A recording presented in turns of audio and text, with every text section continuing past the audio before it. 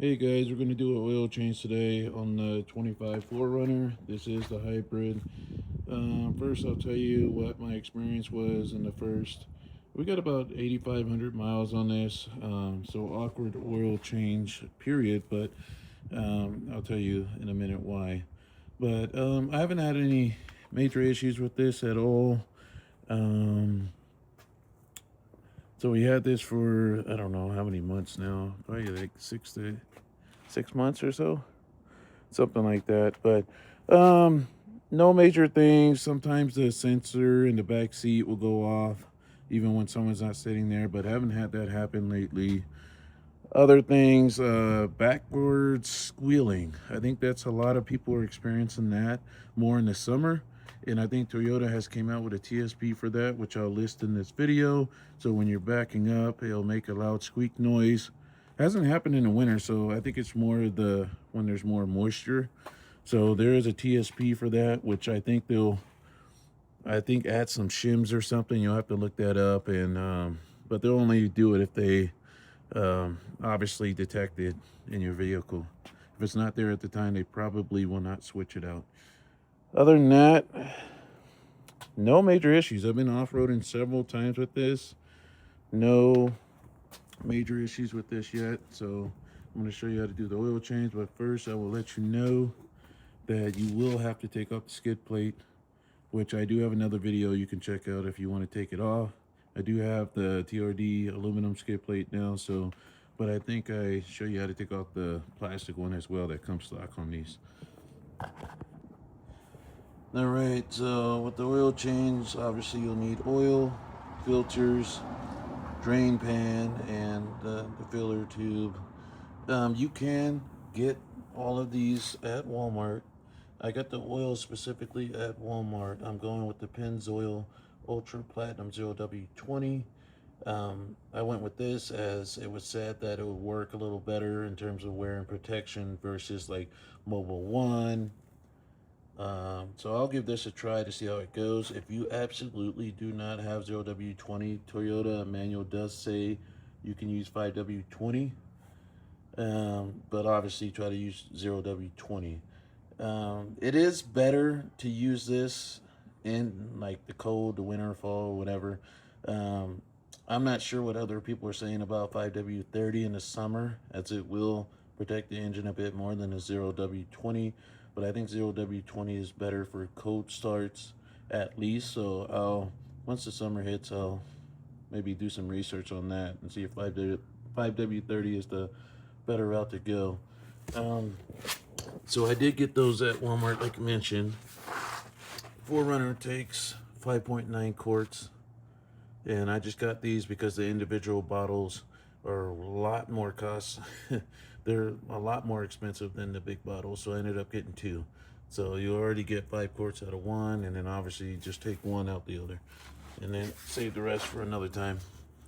You can also get these at Walmart. I ended up getting a 3-pack on Amazon, and here's the part number, and I'll post that in the description as well. The reason I did not get this at Walmart, because it was about the same price on Amazon, but the Walmart ones did not come with these crush washers, and you need to replace these every time you do an oil change. So that came with the 3-pack over here, so that was a good deal. And then you'll come with this oil filter wrench or socket that will just go on top, and this fits directly on it. I can post a link on that. I got it on Amazon for like $8 or so. So let's get started here. Make sure you warm up the car a little bit before you do your oil change. Makes it easier to run down and be on a flat surface. All right, we're back here. We got it on a ramp, even though you can do this without a ramp, but I did it so my camera can fit better.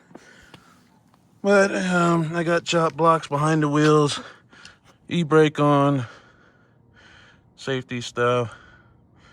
Got everything ready, and we're gonna be getting that nut right there. So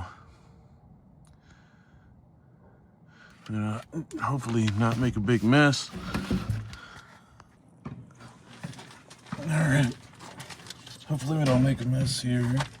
Just gonna be a 14 millimeter right here. I'm gonna have to move this a little bit. We got the tarp down.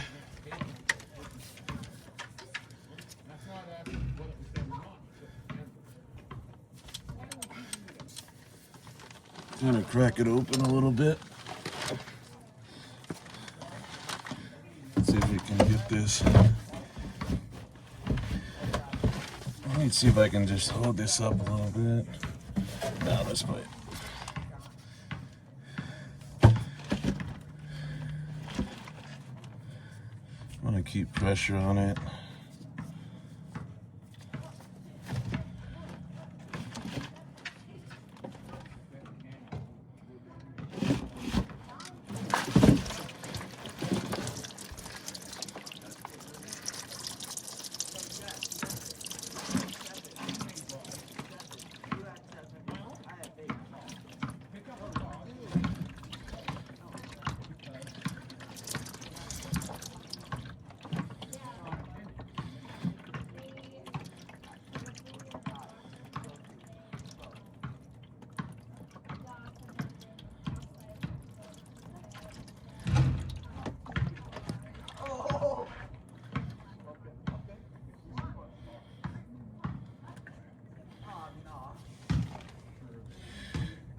Yeah, I don't know if I like this oil pan. Made a little bit of mess, but so you should probably just use a bucket. I used to use a bucket, but I wanted something a bit easier to haul to the auto store to recycle. I'll let this drain a little bit.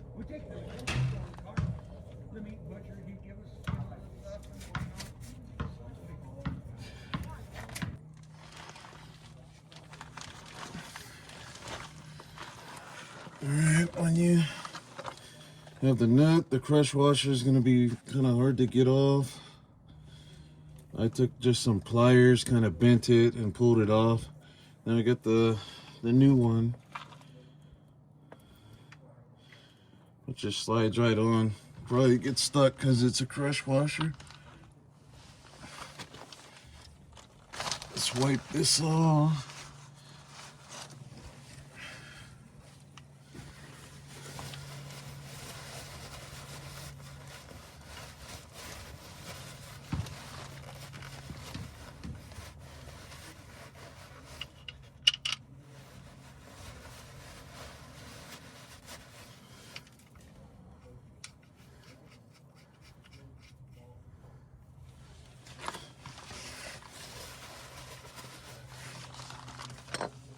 And do the car wash after.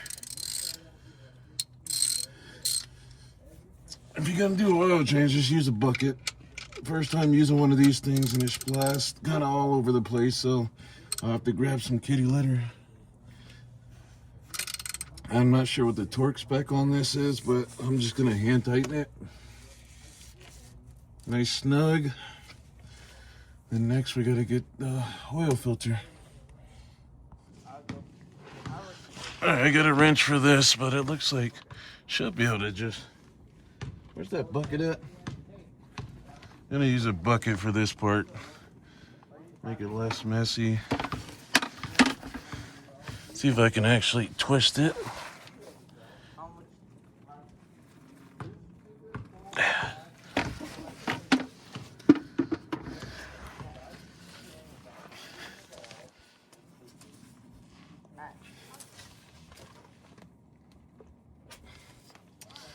Of course, let's grab the wrench. Shall we?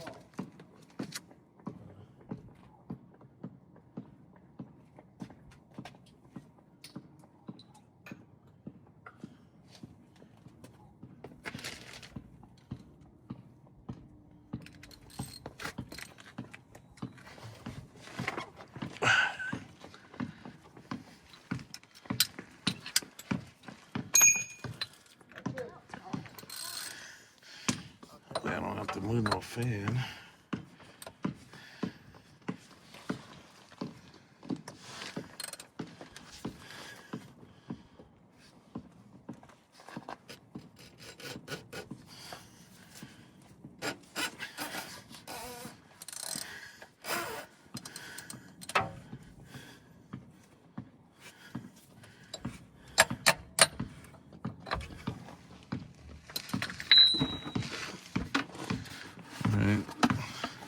pretty loose now. Shouldn't be much oil since we drained it, but of course there's speed.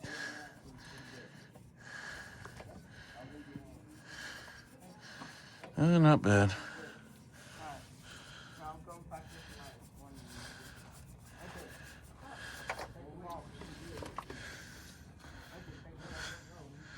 I'll keep the bucket down here.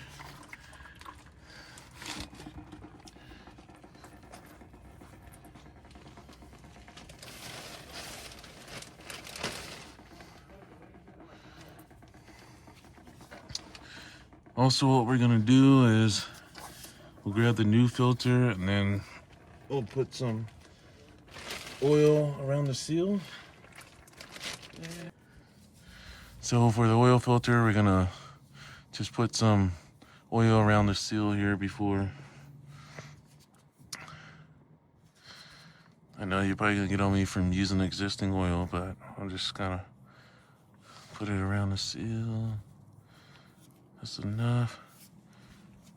Let's get that wiped.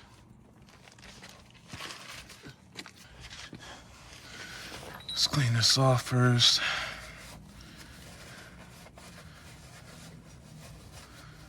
Even though I didn't do it, the reason you want to do oil change after like the first 1,000 or 2 miles of a new vehicle is because of the engine particles, shavings. Right. I'm not sure how big of a myth that is, but that's usually what the rule of thumb is.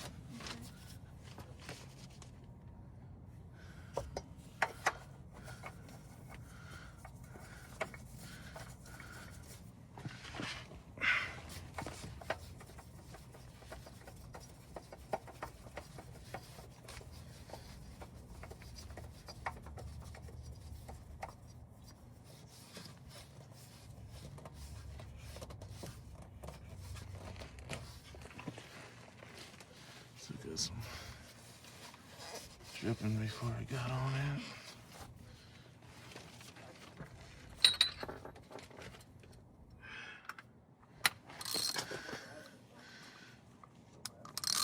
I'm gonna give this a nice snug.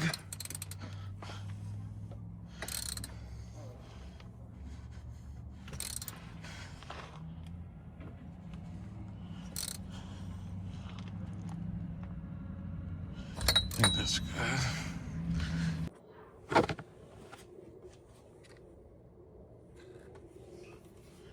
All right, time to put the oil in.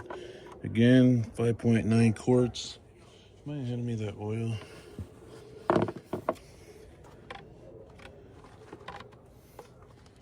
I should have used a shorter one. Just gonna have to two-hander this.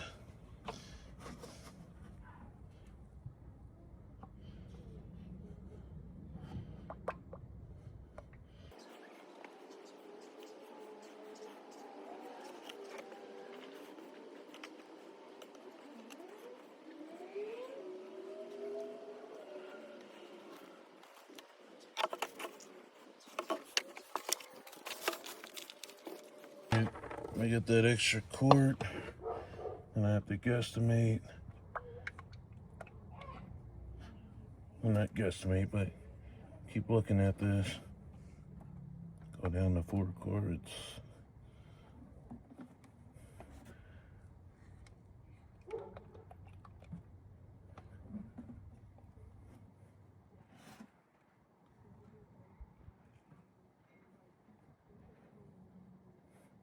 Perfect.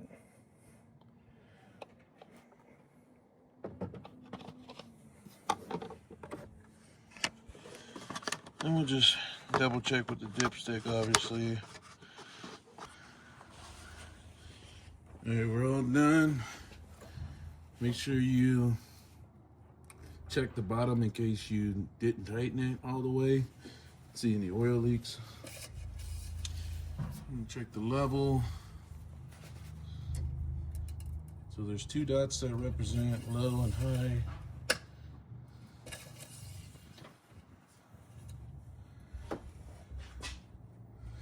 It's been running a little bit, but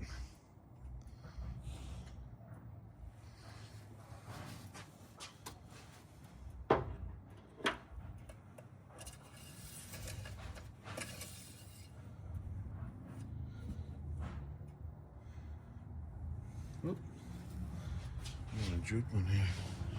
Not sure if you guys can see that, but goes to like the second indicator there.